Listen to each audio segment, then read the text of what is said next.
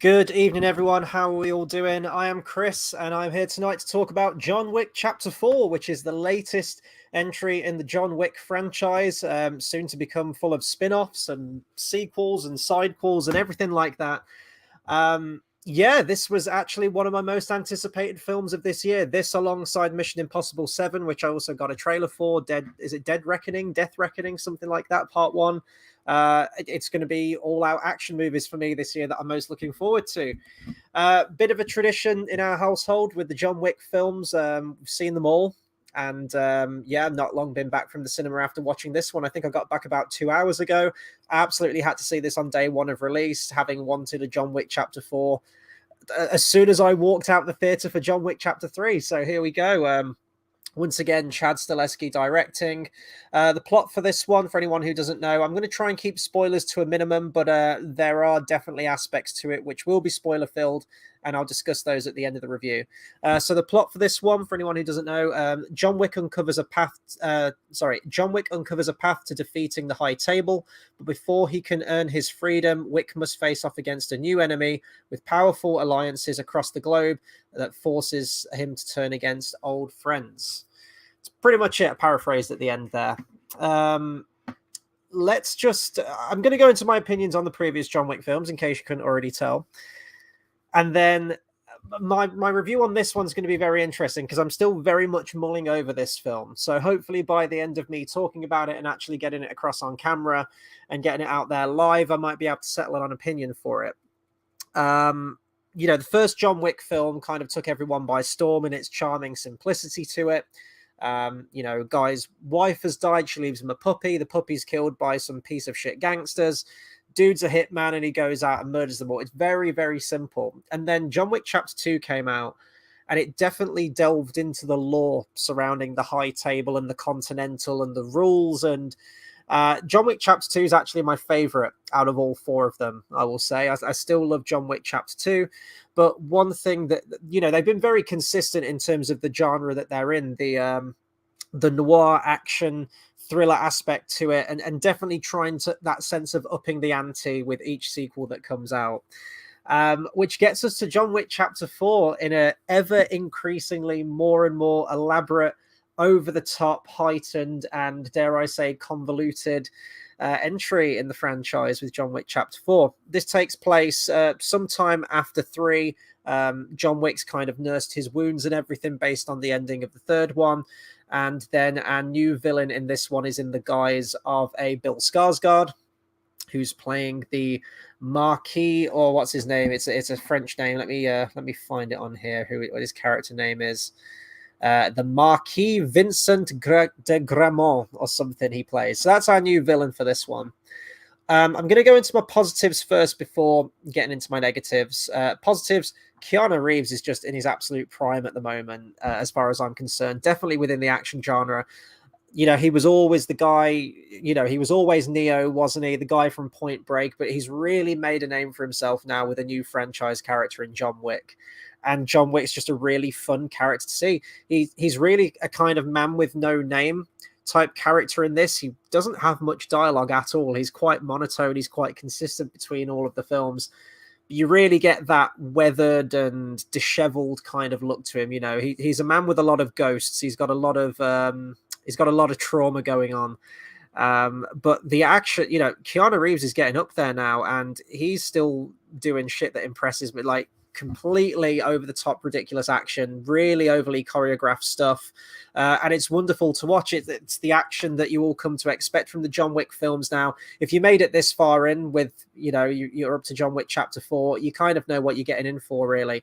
It's that almost balletic quality to the action. It's a lot of close quarters combat in there, and you're just kind of astounded at the choreography. It is almost like you're watching a performance, you're watching a dance with these these stunt people, these fight choreographers and everything. And Keanu Reeves pretty much doing all of his own stunts as well, which is all, hats off to anyone that does that. Keanu Reeves is the goddamn man, and he's great in this. He really is. Again, light on the dialogue, but that's kind of John Wick's character. He's not a character that's going to have pages and pages of dialogue. You show up and you expect to see John Wick kill people, and if that's what you're going into this film expecting, you are going to get that in droves. I think he probably has a higher body count in this movie than he does with the previous 3 films combined. It really doesn't let up, and at a whopping 2 hours 45 minutes as well. It's pushing 3 hours. It's getting up there.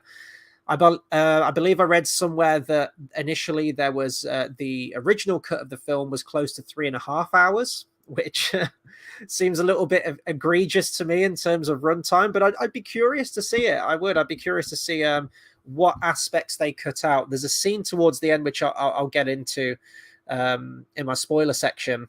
Probably one of the biggest set pieces in the film. Without going in depth, you see it in the trailer anyway. There's a scene at the Arc de Triomphe in Paris. That scene. There's aspects to it that feel like it was definitely cut for time, and I think probably they removed a lot of the action. And a sense of the world building. I think they said that they introduced so many new characters into it and new concepts within this lore and this world that some of it just had to get cut down, and it was cut down to 2 hours 45, which I didn't feel the runtime. I will say that it did keep my attention for the full amount of time because it is just so much fun to watch and watch everything play out. But I think they probably could have cut it down some.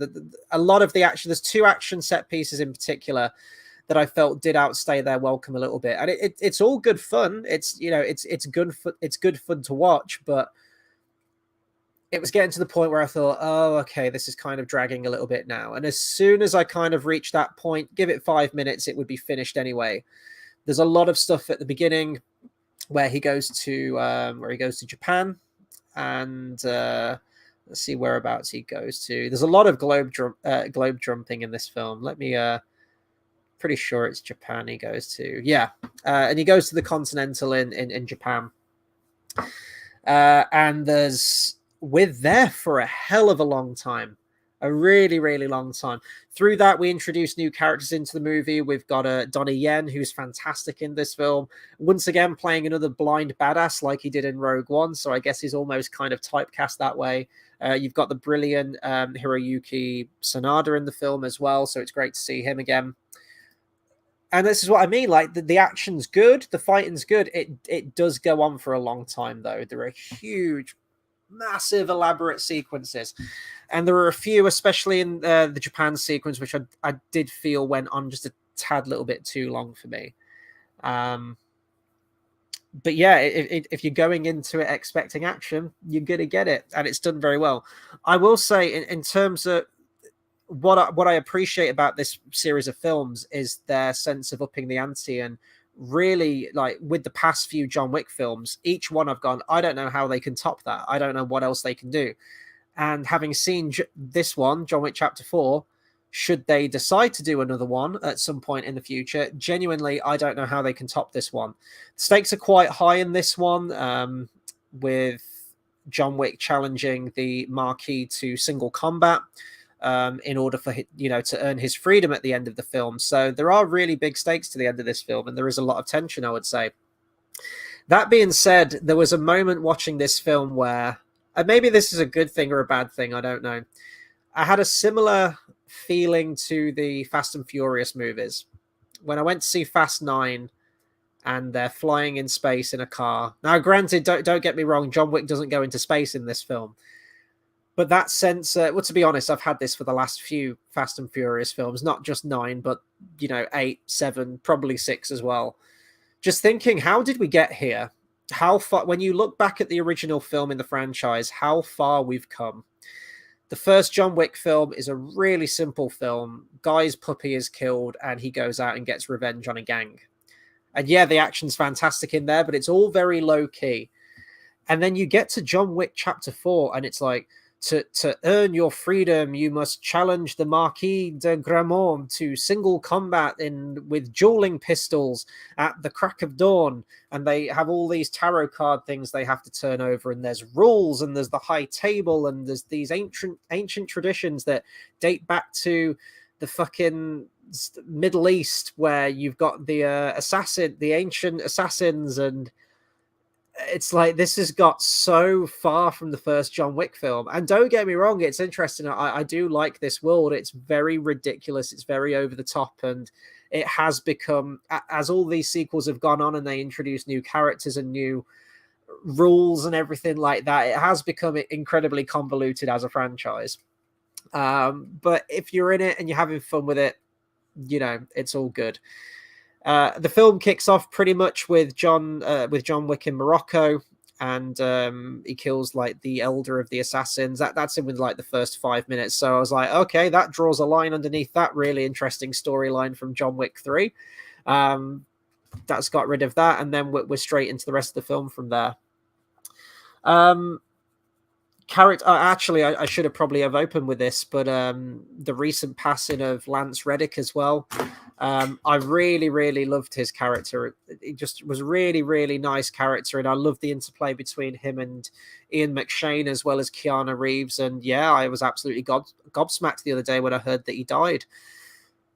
I believe that so they're going to do a spin-off to this film that's coming out. I believe it's already shot. I think the whole film's shot. I don't know when it's coming out, called the Ballerina, with Ana de Armas as the main character. And I believe that Lance Reddick is in that as well. He's already filmed his scenes. So that will be one of his last performances as the character. I'm debating whether to get into spoilers now. There are going to be spoilers cropping up here and there now, so just be warned if you haven't seen it. His character, when he's introduced, is out of the film in 5 minutes. So it made for I won't say an uncomfortable watch, but a bit more of a poignant watch to it, because, you know, his character gets a very quick and tragic death in this film. And then obviously the actor's passed away a couple of days ago, and we see his like coffin in this and everything. So it was a bit of a weird experience, but it made me even more emotional knowing that this is going to be one of his last films, because I really enjoyed his character, and his death in this film is very very quick and very tragic. We get some other new characters introduced into this film, though. We've got Shamir Anderson playing a very enigmatic character called Mr. Nobody, who's a very interesting character and kind of a character I'd like to know more about. He's tied into this hitman world and everything, but he doesn't sit at the high table. He's kind of a bit of a drifter. He's a tracker, basically. He's out for monetary gain. He looks like he picks up these hitman targets that are put on people's heads, these, you know, with a bounty. He's almost like a bounty hunter, really. He's going to go out, get the job done, and reap the financial benefits of it. But he drifts in and out of the establishment. He's not like he's in deep or anything like that. So yeah, very interesting character, and quite a welcome addition to the films, I would say. It's a shame that there was a character that I kept hoping would come back from John Wick 2. And I forgot is it Common? I want to say his name is. I might be wrong about that, but he was the bodyguard tasked to protect the Italian crime lady in John Wick 2. And I think John Wick, doesn't he like stab him in like an artery or something, but says, you know, get yourself some medical assistance and you'll live. And the way that played out, it left it open-ended. I thought that he might come back and team up with John Wick at some point, but not to be seen in this. So I thought maybe if they introduced his character, it would have been nice to see him again. Scott Adkins is in the movie doing what he does best. And, you know, he's fantastic at what he does. Really, really good in this. Let's see. We've got I'm going to talk about Donnie Yen. I've already mentioned him already, but playing a blind badass. He is doing some near impossible Daredevil shit in this movie. There's a scene where he's fighting a bunch of guys in the kitchen towards the beginning, and he has these little sticky doorbell kind of trigger things. So he'll put them on key walls, and if someone walks in close proximity of it, it'll let off it'll do a doorbell sound, so he knows where to direct his attacks. But he only uses them in that one scene, and the rest of it, he may as well not be blind, because he's doing some ridiculous I am one with the Force and the Force is with me kind of shit. And at least in that film, you could argue that the Force did it. This one, he could just do it. So, but then there's bits that almost seem he almost seems superhuman with it. That's what I mean. He feels like Daredevil, where he can just block all attacks and coordinate everything, even though he's blind. But then there's scenes where he has a one-on-one fight with John Wick, sort of like within the first act. And John Wick isn't being quiet. He's like heavy breathing, he's loading weapons, he's picking up weapons off the ground. But yet Donnie Yen's kind of tapping his stick and doesn't know where John Wick is. Yet earlier he seemed like he had superhuman hearing, and the slightest little click or anything, he'd waste the guy. John Wick isn't being quiet, but for some reason he can't find him. So his powers, for want of a better word, kind of drift in and out, I thought. But it's a real nice dynamic, and I like villains in films where you do have some kind of empathy towards them, and you can understand why they're doing what they're doing.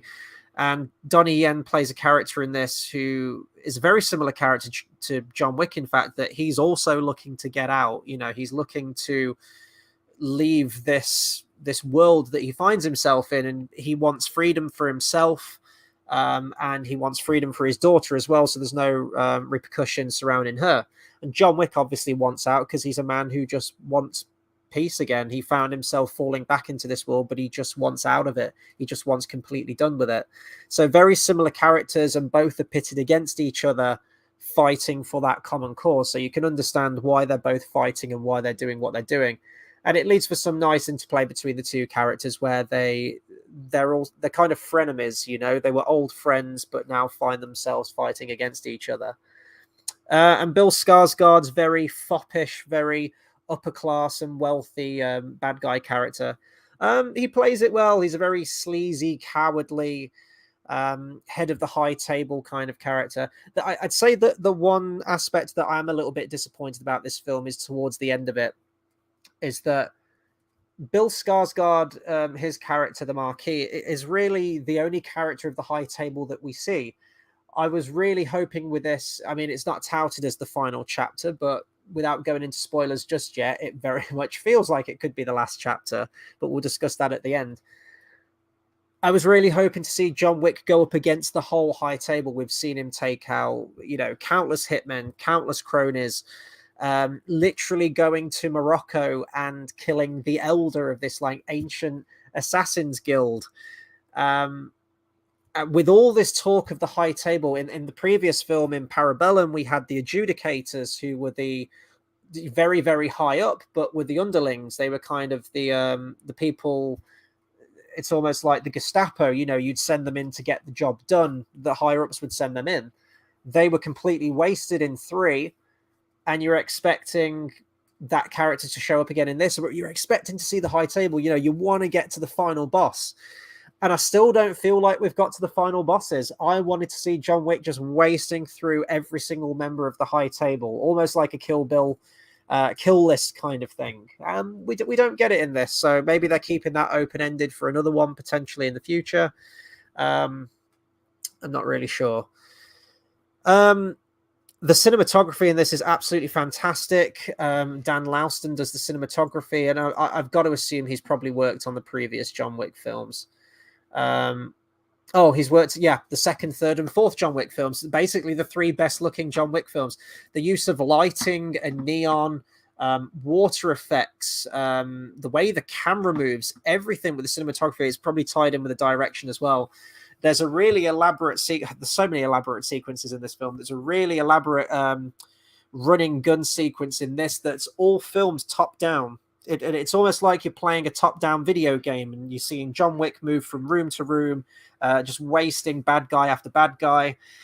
It feels very heightened in this, and they've been ramping that up for all the previous films, but John Wick gets hit by like 10 cars in this movie at about 70 plus miles an hour, and the dude is fine. He gets thrown down the biggest staircase you've ever seen in your life, and he's fine. He falls out of windows onto cars, and he's absolutely fine. There's a scene where a dog gets launched at a car moving at about 100 miles an hour, bounce off the windscreen, and it's absolutely fine. So realism, if there was ever a sense of realism in John Wick, it's completely jumped the shark and got out of the water in this one. But if you've made it this far, you kind of know what you're getting in for. But I was reminded, it seems like they ramped up that heightened quality in this one a lot. John Wick is not a human. None of the characters in this are human. They're all made of rubber, because the things they survive in this film is absolutely ridiculous. John Wick would have been dead about 100 times over in this film alone. But you kind of know what you're getting in for. John Wick is just wasting bad guys. The action in this, do I think it's a step up? The set pieces definitely feel a lot more elaborate. There's definitely a lot more creativity, I would say, in terms of the set pieces in this film. There's a great sequence, as I mentioned, at the Arc de Triomphe in Paris, which was a lot of fun to see. There's a huge set piece up a flight of stairs. Let's see. Well, it's just non-stop. It's really difficult to pin it down. But I will say, in terms of the kills, once you've seen about the 1,000th person die in this film, it kind of loses its impact just a little bit. I would say you kind of go through the motions with it a little bit. I don't know whether that's a case that John Wick never really feels like he's getting beaten up all that much, so it feels like the action sequences don't have as many consequences to them. There isn't as much tension with the action sequences, and maybe that's why I tuned out of them a little bit more in this one. But they're still very, the choreography is what keeps it going, and they are very fun sequences. But I did feel like things were slowing down a little bit for me in this one, in terms of, I still had a big grin on my face. So as a piece of cinema, as a piece of action cinema, it's still very entertaining, and the action, it doesn't let up. It's pretty much straight through, almost shy of 3 hours. I'm trying to think what else to talk about this film. There are other sequences in the film as well. There's a scene where they go after this guy in Berlin, who's, in order for the plot to this is very convoluted. There's a lot of side quests that go on in it. In order for John Wick so he wants to get out of this lifestyle, basically. And to do that, Ian McShane says that he's got to challenge the head of the high table, or the Marquis de Gramont, to single combat, to a duel. But before he can do that, he has to be part of a family. And to do that, he has to go back to the Ruska Roma, and he has to go back to them. But before they'll accept him into the cause, they want him to do a task, and he has to go and kill this guy who killed this Ruska guy, this Ruska Roma guy. And then we get a whole elaborate sequence there. There's another nightclub sequence, and it's almost like a Casino Royale type sequence. This character's very larger than life, really fun character actor. Whoever played this guy is this big fat guy in a purple suit, kind of looks like Kingpin, really, really strong. And John Wick is chasing him like a slasher villain. He's slow moving. Like you can run from the Baba Yaga, but the Baba Yaga is just going to walk after you, and he'll get there. He's like Michael Myers. And John Wick is killing people left, right, and center in this Berlin nightclub, and they're just dancing the night away. They don't care. It's like they're accustomed to seeing this every single night, people getting murdered on the dance floor. But then when he kills this like crime boss guy, everyone screams and like runs out of the club like, oh my god, he just killed a man. And I'm like, did you not see like the 100 guys that John Wick just murdered within, on the dance floor right next to you? And people are looking and reacting to it. And that's what I mean. It feels very silly, and a lot of its rules kind of fall apart at some points. Go into that sequence I mentioned at the car chase. Well, it's not a car chase. It's a bit of a car chase, I suppose, but it's just cars and people in cars trying to kill John Wick on the Arc de Triomphe. There's about 1 million hit and runs in this sequence alone, like civilian cars slamming into slamming into bad guys, running over John Wick. And they're just flooring it. No one stops in the middle. No one gets out of their cars to check on people. There's no police. There's nothing. What I noticed about this one a lot more, and I guess I kind of had this with John Wick 2 a little bit, where there's the final fights in the Hall of Mirrors in John Wick Chapter 2, and it really reminded me of a sequence from something like Enter the Dragon or Man with a Golden Gun, which has like a Hall of Mirrors sequence. It definitely felt like it was inspired by that kind of wave of cinema. And I got that with this one as well. There's there's moments where it felt like Kill Bill in the sense that it feels like it's influenced by Eastern and Western cinema. You've got a fantastic showdown between Donnie Yen and Hiroyuki Sanada, and it's done in this Japanese garden and the Japanese Continental, and there's like a water feature and everything, and I don't believe there's any music, and it's mostly in a wide shot, and it harkens back to those classic samurai duels, which I thought was a really nice touch to it, to that side of Eastern cinema. And then towards the end of the film, when we get to the final duel, it's very much Sergio Leone. It feels like something out of a spaghetti western, very tense. The music as well, done by Tyler Bates and Joel J. Richard, feels very much like an Ennio Morricone score. You've got those kind of like arpeggiated, those accelerated arpeggiated chords on an acoustic guitar that feel very much out of a film like The Good, the Bad, the Ugly, or For a Few Dollars More, or something like that. The Donnie Yen's character has a locket with his daughter in this, but it did remind me of Lee Van Cleef's locket that he has for his deceased sister in For a Few Dollars More. So there's definitely a lot of references like that, and I appreciate that. I like when you can see where influences have come from previous cinema. I'm going to talk about the ending now, so this is going to be massive spoiler for anyone who hasn't seen it, so I really hope someone doesn't tune in now and gets the whole film spoiled for them. But there's a lot of talk about, what's John Wick's ultimate plan. I see someone's just logged in. I am going to be spoiling the ending here, so I'm just going to warn you in case you haven't seen it. So just be prepared for that. Hopefully you've seen it if you're still tuned in. Oh, and they've just tuned out. That's fine. There's this sense that John Wick, it's like, what's the plan, John? You're going to kill this guy who's part of the High Table, but they compare it to a Hydra. You get rid of someone there, they're just going to reinstate someone, and then you're going to have to go after them. And look where revenge has led you. Look how in deep you are now. You wanted to try and get out, and you're this far in. There's never going to be any respite. There's never going to be any kind of escape from this. And John Wick's just looking for peace ultimately. And they're talking about, this duel that if John Wick wins, then he's free from the life and he won't be pursued anymore and he can go about his life. The Continental will be reinstated and Winston will be put back in charge of the Continental. And if he loses, then Donnie Yen gets to go and see his daughter again, and he's free, and that's it, and things will go on as normal.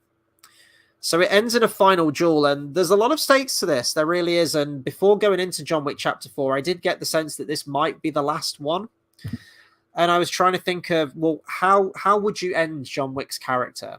You either have him becoming free, but then what does he do? Because, he loved his wife to bits and she's still gone and he'd still be a lonely man. True, I guess he'd be with his new dog that he's got, but I don't know if that would be a good end for the character, or he'd have to die. He'd have to die and have a kind of Logan death to it. This lone warrior that's fought to the bitter end and then finally just gives in.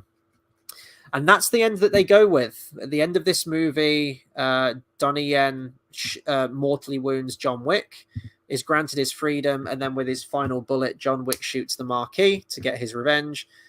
And then in that moment, John Wick is absolved. So I didn't really get the rules with that. I thought, there was a moment actually going back to Good, the Bad, the Ugly where I thought it was going to end where, they take 30 paces, they shoot each other, and it's just like a shoulder shot or it's an arm shot.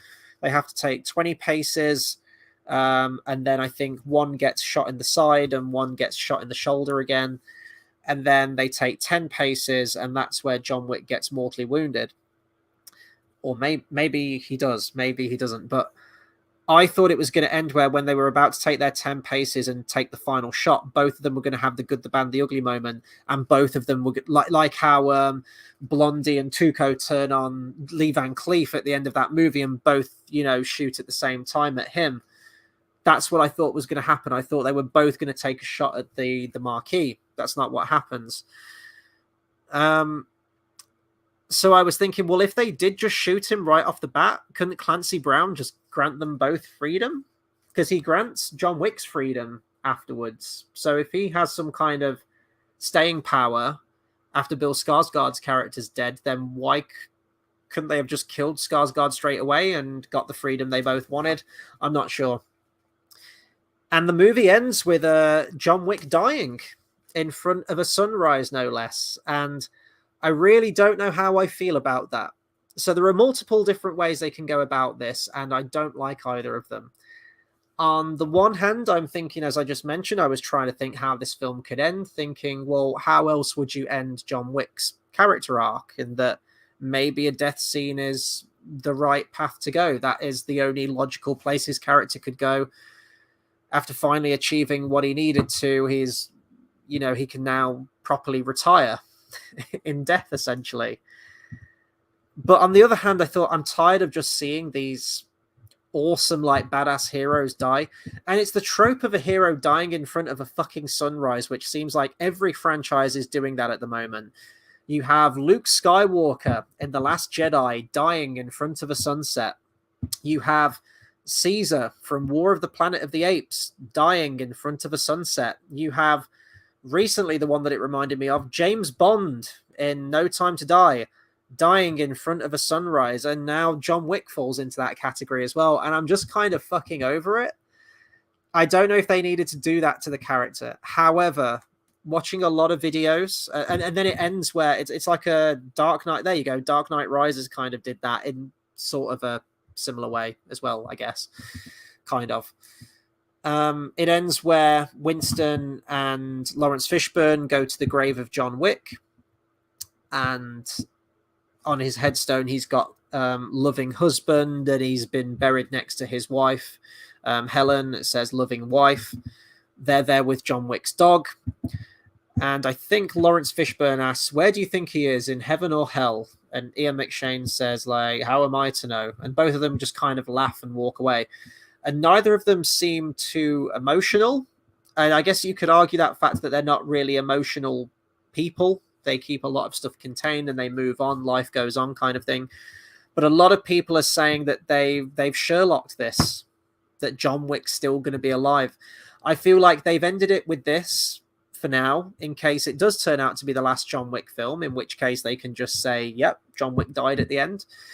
Or they've kept it open enough where if they do choose to do a John Wick Chapter 5 in a few years' time, then they can just say, oh, they faked his death. But then you've got to ask yourself the question, why would they fake his death? Because he was granted freedom by the High Table, and that shit would be in stone. That's dead set. You've been granted your freedom. So why would he need to fake his death? Why would he need to go off the grid? Some people are arguing that maybe you would still have the lone hitman that would go out and try and reclaim the reward or the notoriety for killing John Wick. There's the argument that the High Table might go back on their word and still want to try and martyr John Wick or go out and murder him. So that's why they faked his death. But I'm just tired of this. I'm tired of characters. If you're going to commit to a death scene, commit to it. And I'm tired of these wishy-washy, no one's ever really gone type situations. Sherlock Holmes, for example, like Sir Arthur Conan Doyle, when he wrote those books, the Reichenbach Fall was going to be the end of Sherlock Holmes. And that was it. But people really wanted Sherlock Holmes back and wanted more stories, so he came up with this really convoluted way as to how he survived. And I hate shit like that. I really, really hate shit like that. This film does feel very climactic in that respect, and it feels like everything's kind of building to this. This is the final showdown with John Wick, and he goes out. And I think if they do choose to do a John Wick Chapter 5, number one, I don't see how you can physically ramp up more than this film. And I know I've said that with previous films, but genuinely with this one, it's almost 3 straight hours of non-stop action. I just don't know how you can go beyond that. And I just think it would make this film be really pointless in hindsight. If you bring John Wick back in a Chapter 5, what else can you say? What more story is there to tell? It feels like it's kind of done. So I don't want them to do another one, but I feel like they will. And actually, I did read the production of this as well, that apparently Chapter 4 and Chapter 5 were going to be released back to back, but they haven't done that, and the studios decided to just focus on John Wick Chapter 4. The director has mentioned that there's no immediate plans for John Wick Chapter 5, and they want to give the franchise a little bit of a rest at the moment. And if they choose to come back for another one, they'll cross that bridge when they come to it. Keanu Reeves has expressed interest about returning at some point if fans want to see it. If it does very well, then he'd come back and do another one. But there's loads of spin-offs in the works, apparently. We've got The Ballerina, as I mentioned, with Ana de Armas. I think that's either coming out next year or sometime after that. I'm not sure when that's exactly coming out. There's the HBO series, The Continental, which has been announced a good few years ago now, which is going to apparently have Keanu Reeves in it. I think it's going to have Keanu Reeves. I might be wrong. No, I think Keanu Reeves is going to cameo in The Ballerina, which is apparently set between John Wick Chapter 3 and John Wick Chapter 4. But then they're going to do a Continental spin-off with a young Winston. And there's talks of loads of other spin-offs and side characters and everything. And I feel like that might dilute the franchise. I think John Wick works because it's John Wick. I don't want to see The Ballerina. I don't really want to see the Continental. I think it's fine as it is. But whenever a studio's onto a good thing, they'll milk it for all it's worth. And that's what I'm worried is going to happen. There is a post-credit scene as well, where after all the events of the film, we cut back to Donnie Yen's character, who's about to go and reconnect with his daughter. And then having killed Hiroyuki Sanada's character earlier in the film, his daughter shows up and wants to get revenge for Donnie Yen killing her father. So she approaches him with a knife, and then we cut to black. So is that going to be a spin-off? Are we going to have a spin-off series now set in Japan with this character? Did she kill Donnie Yen? The fact that it cut to black tells me that there's more story to tell and they've kept it open-ended. Maybe for a John Wick Chapter 5, they're going to bring those characters back into it. I think the fact that we didn't see Donnie Yen die in there tells me that, and the fact that it's a post-credit scene tells me that it's a stinger for something to come later on, maybe a kind of Hobbs and Shaw type spin-off story or something like that. Because if Donnie Yen does die, then that's just kind of a really shitty end to his character. They go through that whole duel so that he can get free and see his daughter, and then he's just killed at the end. So I don't know. I've got mixed opinions on this film. Did I have fun? Yes, absolutely. Is the action great in there? Christ knows how long it took them to do the choreography in this. Like, the action is non-stop. It's well shot. It's well choreographed. It's fun to watch. And for an almost 3-hour runtime, it did keep my attention. Could it have been shorter? Yeah, I don't think there was really any need that it needed to be almost 3 hours long. And it, as a runtime, it did feel a little bit egregious, even though it was apparently cut down from 3.5 hours beforehand. Seeing Keanu Reeves as this character is great, but I feel like this should be the last one. I feel like it strayed so far from the original now and has got completely ridiculous and over the top, which is fun to see. But I just feel like that snowball effect would just keep carrying on with a Chapter 5, and you've got to come up with a new villain and another reason to get John Wick back into the fold. And yeah, it's still a really good, as an action film, it's one of the best. You know, it's still up there, and it's more of the same as to what you've come to expect from the John Wick films.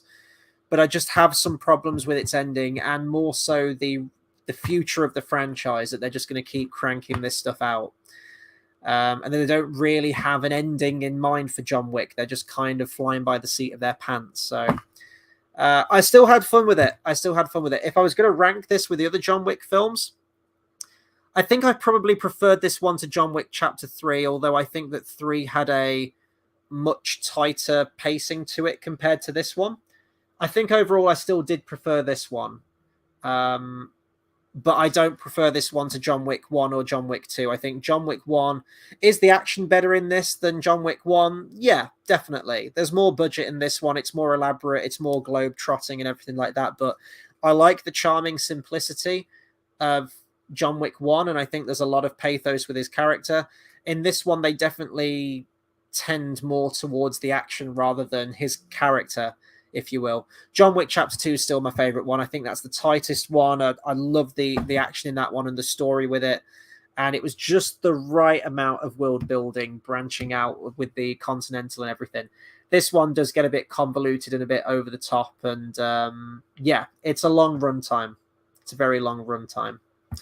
But that'll do it for my review on John Wick Chapter 4. I want to hear from you guys now. Let me know what you think of it. Am I way off base? What do you think to the ending? What are your thoughts for the future of the franchise? And do you want this to be the last chapter in the John Wick franchise, do let me know. Be sure to subscribe to the channel as well for more movie reviews, discussions, and live streams. I'll be live every Wednesday for the Mandalorian reviews and any other big films that come out. I'll be getting a review out for you as well. Give me a follow on Twitter too. You can find me at Hobbit Fan Editor. I usually post the times that I go live on there and anything else that takes my fancy. That'll do it for me right now, guys. And until the next review, I'll catch you guys next time. Take care.